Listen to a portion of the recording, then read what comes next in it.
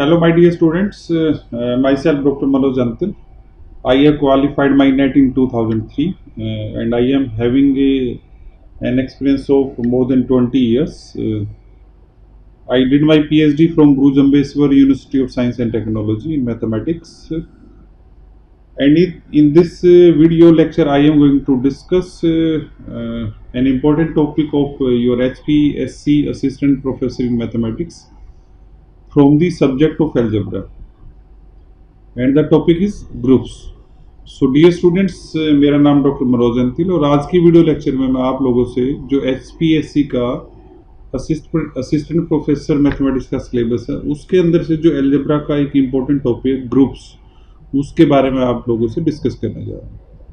इस video lecture में मैं आपसे जो टॉपिक्स या जो टर्म्स कवर करूँगा वो हैं बाइनरी कंपोजिशन किसी सेट में हम कैसे डिफाइन करते हैं, उसके बाद सेमी ग्रुप कैसे डिफाइन करेंगे, मोनोइड कैसे डिफाइन करेंगे और ग्रुप कैसे डिफाइन करेंगे, और इन सब का एक एक आपको एग्जांपल दूंगा और साथ में कनेक्शन भी बताऊंगा कि सेमी ग्रुप है वो ग्रुप हो सकता है या नहीं हो सकता है, ग्रुप है वो सेमी ग्रुप होगा या नहीं होगा। तो ऐसी कुछ चीज़ें हम इस वीडियो लेक्चर में आपसे डिस्कस करने जा रहे हैं। So without wasting time let us start with the definition of binary composition. तो बाइनरी कंपोजिशन के लिए स्टूडेंट्स अगर मैं बात करता हूँ तो बेसिकली क्या होता है कि इसके अंदर हम कोई भी सेट चूज कर लेते हैं। तो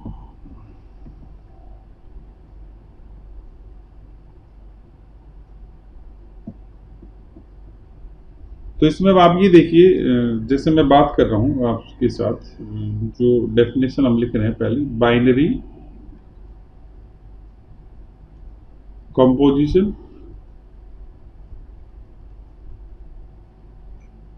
ऑन अ सेट।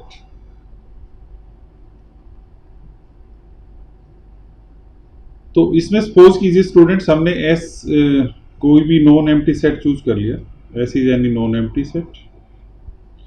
क्योंकि आपको जो मैंने टर्म्स बताई सेमी ग्रुप, मोनोइड और ग्रुप, इन सब को समझने के लिए हमें पहले बाइनरी कंपोजिशन के बारे में पता होना चाहिए।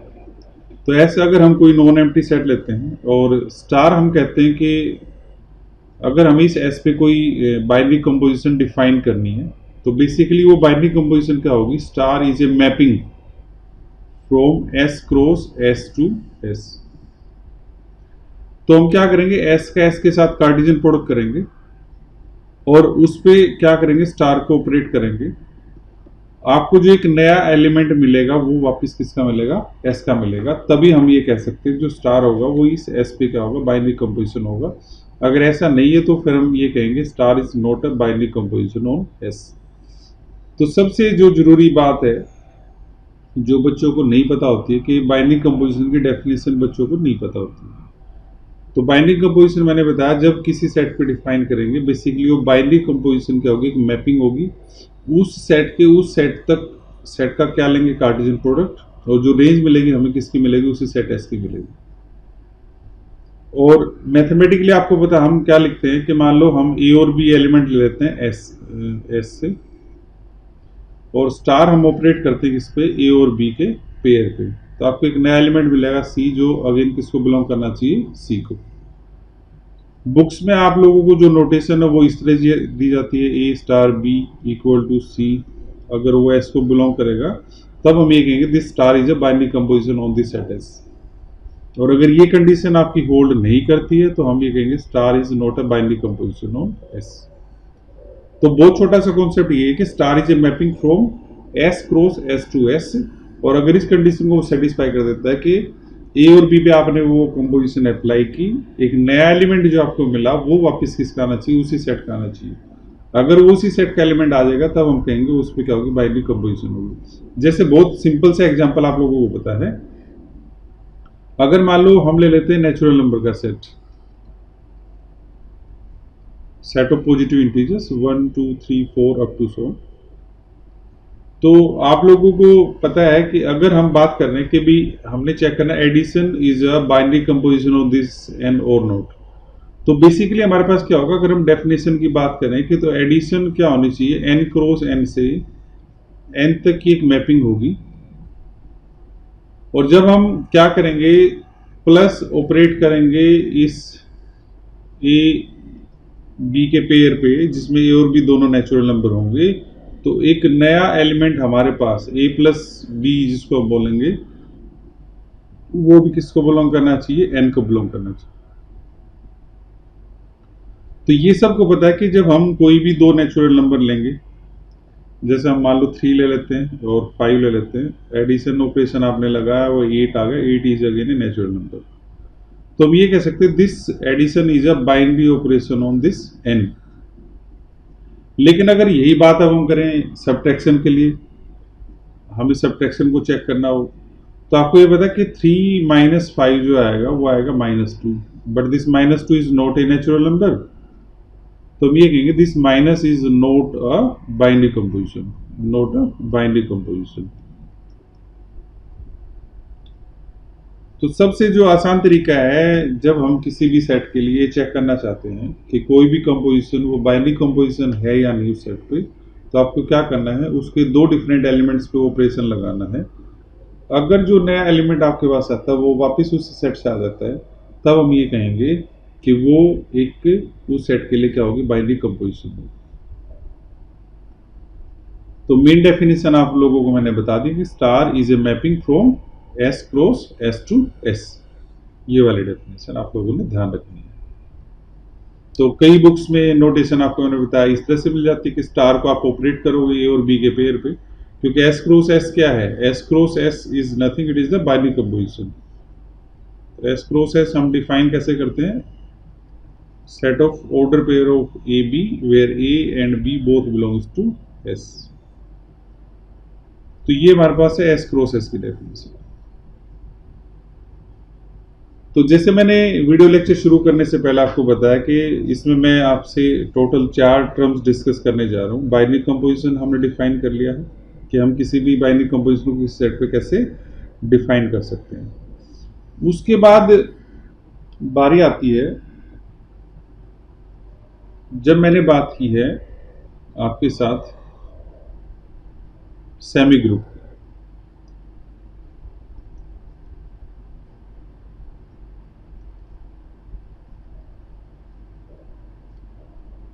और एक बात हम करेंगे किसकी, मोनोइड की।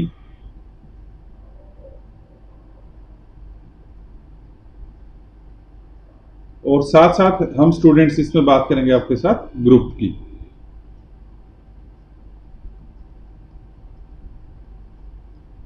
साथ साथ हम इसमें बात किसकी करेंगे, ग्रुप की, और इनके एग्जाम्पल भी आपको साथ साथ बता देता हूँ। तो चलिए हम बात ग्रुप से ही करते हैं, जो बड़ी चीज है हम उससे बात कर लेते हैं। हम ग्रुप की बात करते हैं। ग्रुप का जो फर्स्ट लेटर है वो हमने जी ले लिया। तो ग्रुप के अंदर हम क्या करते हैं, ये मान लेते हैं let G be any non empty set. जी हमने कोई भी नॉन एम्प्टी सेट ले लिया, और स्टार हमने ले ली is a binary composition on G. तो इसमें स्टूडेंट्स इसका मतलब क्या होगा कि star is a mapping from G cross G to G. तो स्टार मैपिंग कहां से कहां तक आ जाएगी, जी से जी तक आ जाएगी।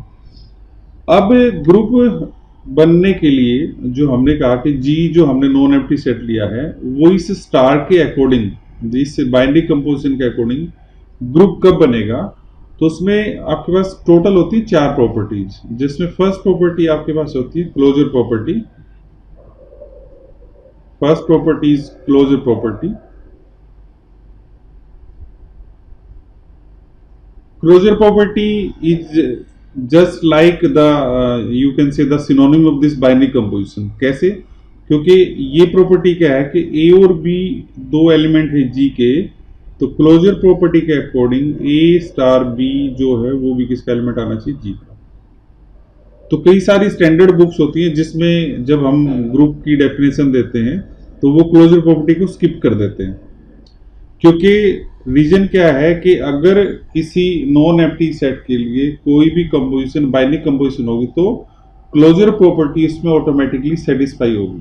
क्लोजर प्रॉपर्टी क्या होगी, ऑटोमेटिकली सेटिस्फाई होगी।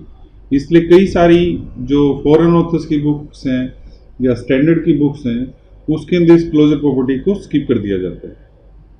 लेकिन कुछ इंडियन ऑथर्स की बुक्स है जिसमें हम क्लोजर प्रॉपर्टी को सबसे पहले लिख के चलते हैं, जब हमें ये चेक करना है कि कोई भी नॉन एम्प्टी सेट किसी बाइनरी कंपोजिशन के अकॉर्डिंग ग्रुप होगा या नहीं होगा। तो ये फर्स्ट प्रॉपर्टी उसमें सेटिस्फाई होनी चाहिए।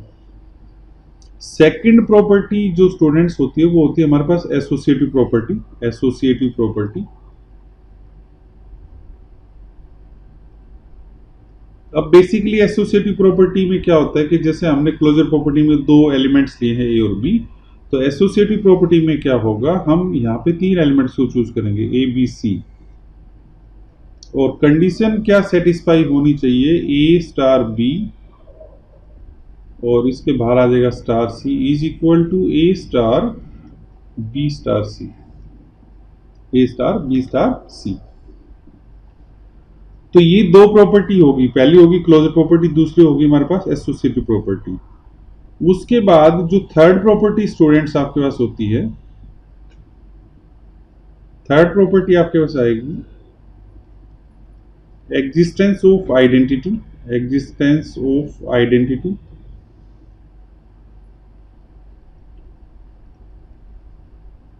अब आइडेंटिटी हमेशा क्या होती है, कोई ना कोई खास पहचान होती है।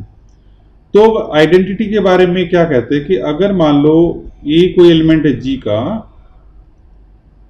तो उसके लिए हमारे पास कोई ना कोई ई एलिमेंट ऐसा जरूर आएगा जी के अंदर जिसमें ये प्रॉपर्टी सेटिस्फाई हो जाएगी, A star E equal to A equal to E star A. कहने का मकसद क्या है स्टूडेंट्स कि ये जो एलिमेंट है ना आइडेंटिटी, ये ऐसा होना चाहिए कि वो इस एलिमेंट पे कोई असर ना डाले, इसमें कोई चेंज ना आए। आप देख रहे हो ए स्टार ई, हमने ए और ई पे कंपोजिशन लगाई तो इस ए की वैल्यू नहीं चेंज हो रही।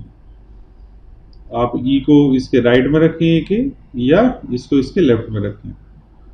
तो अगर इस टाइप की कोई भी कंडीशन सेटिस्फाई हो जाती है तो यहाँ पे जो ई एलिमेंट है ना, जिसकी वजह से इस ए की वैल्यू में चेंज नहीं हो रहा, तो इस ई को हम नाम देंगे यहाँ पे आइडेंटिटी एलिमेंट ऑफ जी। लेकिन एक चीज ध्यान रखनी है, ये आइडेंटिटी एलिमेंट भी उसी सेट से बिलोंग करना चाहिए, उससे बाहर नहीं जाना चाहिए। तो यहाँ पे हम क्या कहेंगे, here E is called the identity element of G, identity element of G. और जो फोर्थ प्रॉपर्टी है, जो सबसे लास्ट प्रॉपर्टी आपको किसी भी सेट को ग्रुप प्रूव करने के लिए चाहिए होती है, वो आपके पास होती है existence of inverse. Existence of inverse. अब इनवर्स का स्टूडेंट्स क्या मीनिंग होता है कि जैसे हमने बात की थी, अगर ए कोई एलिमेंट है जी का, तो फिर से क्या होगा कि कोई ना कोई एलिमेंट बी ऐसा जरूर आएगा जी के अंदर से जिसमें कंडीशन सेटिस्फाई हो जाएगी। जब ए और बी पे हम कंपोजिशन लगाएंगे तो कंपोजिशन के बाद जो एलिमेंट बनना चाहिए वो आपके पास बनना चाहिए आइडेंटिटी एलिमेंट। तो A star B equal to E equal to B star A. तो ये जो ई है ना, ये सेम आइडेंटिटी एलिमेंट होगा जो ऊपर एग्जिस्ट कर चुका होगा, ये कोई और नया ई नहीं है। जो हमने थर्ड प्रॉपर्टी में बताया है कि आइडेंटिटी उसमें एग्जिस्ट करनी चाहिए, तो ये जो आइडेंटिटी एलिमेंट है वो सेम आएगा। यहां से हम क्या कह सकते हैं, ये भी कह सकते हैं बी जो होगा वो ए का इनवर्स होगा, या ए जो होगा वो बी का इनवर्स होगा। निश्चित से आप इसको कह सकते हो B equal to A inverse, या क्या कह सकते हो आप, A is equal to B inverse. तो इन शॉर्ट अगर हमें किसी भी नॉन एम्प्टी सेट को ग्रुप प्रूव करना है तो इसका बड़ा सिंपल सा जो तरीका होता है वो इस तरह से होता है। अगर आप शॉर्ट में याद करो, सी ए आई आई,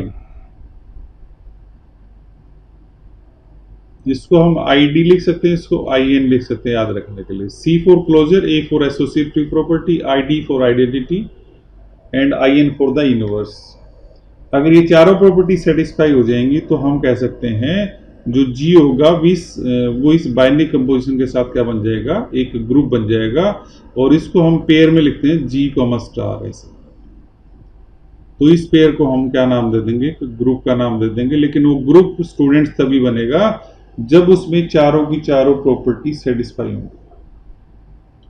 इनमें से अगर एक भी प्रॉपर्टी सेटिस्फाई नहीं होती है ना, तो फिर हम उसको ग्रुप नहीं कहेंगे। तो उसको क्या कहेंगे? अगर मान लो कुछ प्रॉपर्टी कम उसमें सेटिस्फाई होती हैं, तो आपके स्क्रीन पे दो चीजें मैंने लिखी हैं, सेमी ग्रुप और मोनोइड। तो जो सेमी ग्रुप और मोनोइड होगा ना, वो यहीं से निकल के आएगा। अगर किसी नॉन एम्प्टी सेट के लिए सिर्फ ये दो प्रॉपर्टी सेटिस्फाई होती हैं, क्लोजर प्रॉपर्टी और एसोसिएटिव प्रॉपर्टी। फर्स्ट प्रॉपर्टी हम कह रहे हैं क्लोजर, और सेकंड प्रॉपर्टी हम कह रहे हैं स्टूडेंट्स एसोसिएटिव प्रॉपर्टी। तो वो एक ग्रुप ना होके वो क्या कहलाएगा? एक सेमी ग्रुप कहलाएगा। एग्जाम में मैं फिर कह रहा हूं, इससे क्वेश्चंस पूछे जाते हैं। सेमी ग्रुप होगा, या जैसे भी मैं आपको मोनोइड भी बताऊंगा कि ये इनमें से क्या होगा, ग्रुप होगा, सेमी ग्रुप होगा, मोनोइड होगा, या कोई भी नहीं होगा। इस टाइप के आपके एमसीक्यू आ सकते हैं, या सब्जेक्टिव में भी इसमें से प्रॉब्लम आपसे पूछी जा सकती है। अब हम बात करते हैं स्टूडेंट्स मोनोइड की। मोनोइड बेसिकली क्या होगा? एक सेमी ग्रुप होगा जिसमें आइडेंटिटी एलिमेंट भी आ जाएगा। मोनोइड बना मोनो से, मोनो मतलब वन। तो जब किसी सेमी ग्रुप के साथ साथ आइडेंटिटी भी एग्जिस्ट कर जाती है, आइडेंटिटी भी क्या कर जाती है? एग्जिस्ट कर जाती है, तो हम उसको क्या कहेंगे? मोनोइड कहेंगे। इसका मतलब मोनोइड के अंदर आपके पास तीन प्रॉपर्टी आनी चाहिए। सबसे पहले हमने कही क्लोजर प्रॉपर्टी, सेकंड हमने कहा उसमें फिर से एसोसिएटिव लॉ या एसोसिएटिव प्रॉपर्टी, और थर्ड प्रॉपर्टी मोनोइड के अंदर हमने कहा कि आइडेंटिटी उसमें क्या करनी चाहिए? एग्जिस्ट करनी चाहिए। अगर ये तीन प्रॉपर्टी सिर्फ सेटिस्फाई होती हैं, तब हम उसको क्या कहेंगे? That is called a monoid. Identity आज इनवर्स ना हो। अभी मैं आपको एग्जांपल भी बताऊंगा कि ऐसा कैसे हो सकता है कि भी कोई भी ये ग्रुप होगा, सेमी ग्रुप होगा, मोनोइड होगा।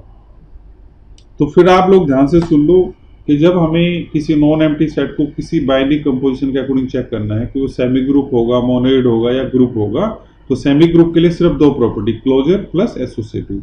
मोनोइड के लिए तीन property, closure plus associative plus identity. या आप ये कह सकते हो monoid is a semi group with identity element.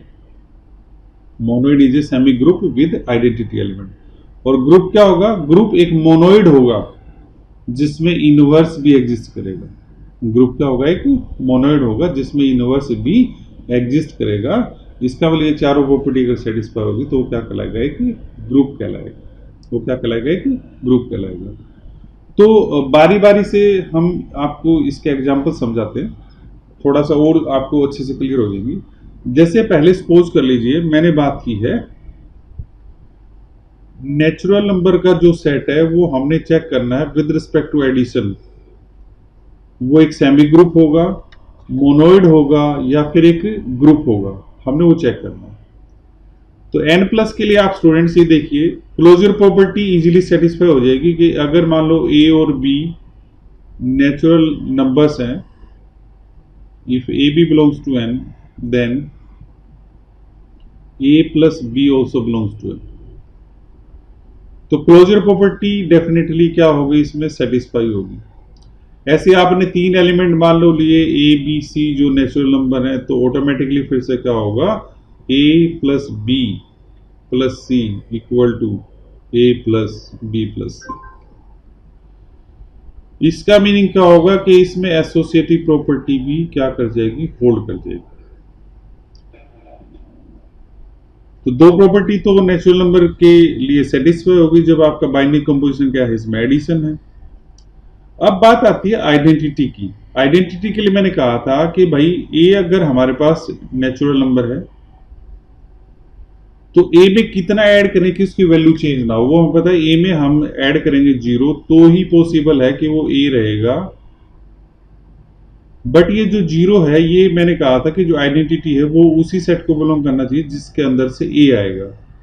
अब ए तो नेचुरल नंबर के सेट को बिलोंग करता है और 0 एक नेचुरल नंबर होता नहीं है। तो इसका मतलब इसमें जो आइडेंटिटी होगी ना वो एग्जिस्ट नहीं करेगी। आइडेंटिटी जो है एडिटिव नेचुरल नंबर के सेट के लिए एग्जिस्ट नहीं करेगी।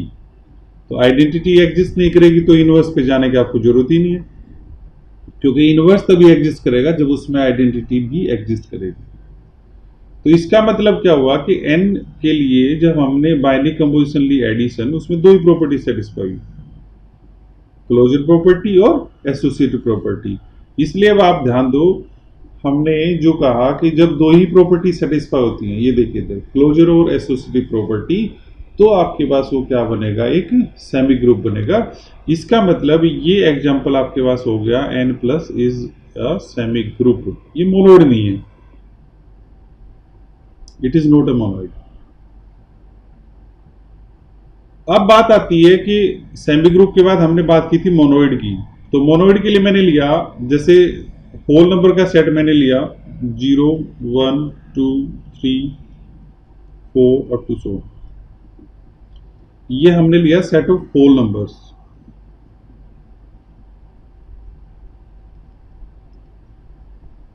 फिर से हमने चेक करना है कि जो होल नंबर का सेट होगा with respect to this binary composition addition, वो इन तीनों में से क्या होगा, सेमी ग्रुप होगा, मोनोइड होगा, या फिर वो ग्रुप होगा। तो होल नंबर का भी आपको पता है, जब दो होल नंबर्स को आप ऐड करते हो, ए बी अगर डब्ल्यू को बिलोंग करते हैं, तो वो भी इंप्लाई करेगा ए प्लस बी जो है वो भी क्या आएगा, एक होल नंबर आएगा। तो इसमें क्लोजर प्रॉपर्टी क्या हो जाएगी, सेटिस्फाई। उसके बाद आप ऐसे ही ए बी सी, ये कोई भी तीन आर्बिट्रेरी एलिमेंट लेंगे डब्ल्यू से, तो वो फिर से क्या इंप्लाई कर देगा, A plus B plus C equal to A plus B plus C. तो इसका मतलब इसमें एसोसिएटिव प्रॉपर्टी भी होल्ड कर गई। अब तीसरी बात आती है आइडेंटिटी की। तो आइडेंटिटी के लिए इसमें देखिए हमने जीरो है हमारे पास होल नंबर में, तो a plus zero equal to क्या आएगा, a equal to zero plus A. तो जो जीरो होगी वो इसमें क्या आ जाएगी, इसकी एडिटिव आइडेंटिटी। जीरो जो आ जाएगी वो क्या आ जाएगी, इसकी एडिटिव आइडेंटिटी। क्योंकि a आर्बिट्रेरी है, वो कोई भी होल नंबर हो सकता है, तो इसका मतलब इसमें आइडेंटिटी भी एग्जिस्ट कर गई। अब बात आती है कि अब ये देखो तीन प्रॉपर्टी तो होल्ड कर गई, तो ये मोनोइड तो बन गया, क्योंकि एक सेमी ग्रुप आ गया जिसमें आइडेंटिटी भी आ गई, तो वो हमारे पास क्या बन गया, मोनोइड बन गया। लेकिन अब बात आती है कि इसमें इनवर्स एग्जिस्ट करेगा।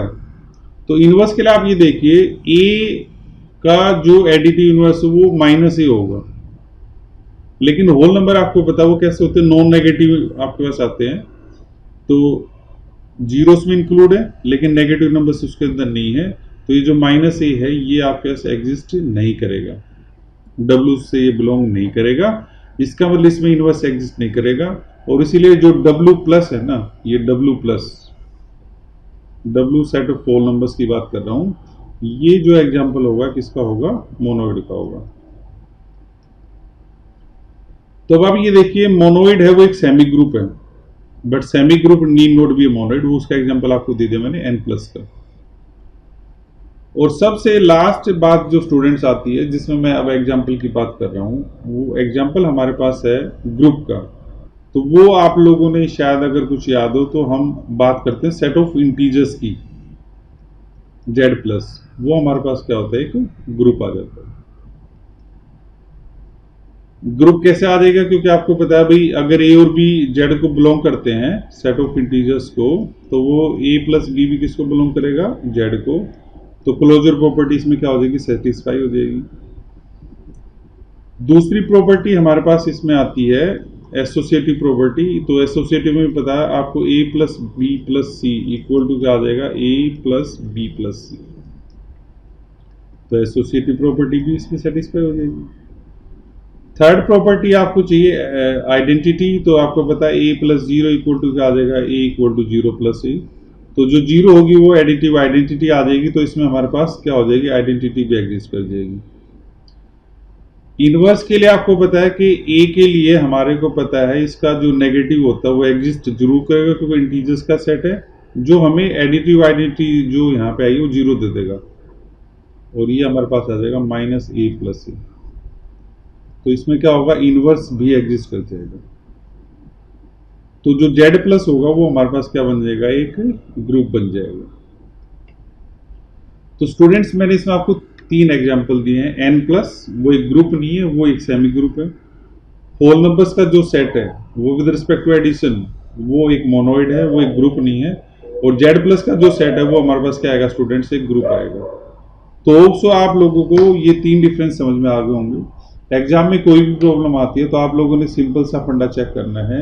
सेमी ग्रुप के लिए 2 प्रॉपर्टी, क्लोजर एसोसिएटिव, मोनोइड के लिए 3 प्रॉपर्टी, क्लोजर एसोसिएटिव और आइडेंटिटी, और ग्रुप के लिए क्लोजर एसोसिएटिव, आइडेंटिटी और सबसे लास्ट में क्या आएगा, इनवर्स आएगा। जब ये चारों प्रॉपर्टी सेटिस्फाई होंगी तो क्या बन जाएगा, ग्रुप बन जाएगा।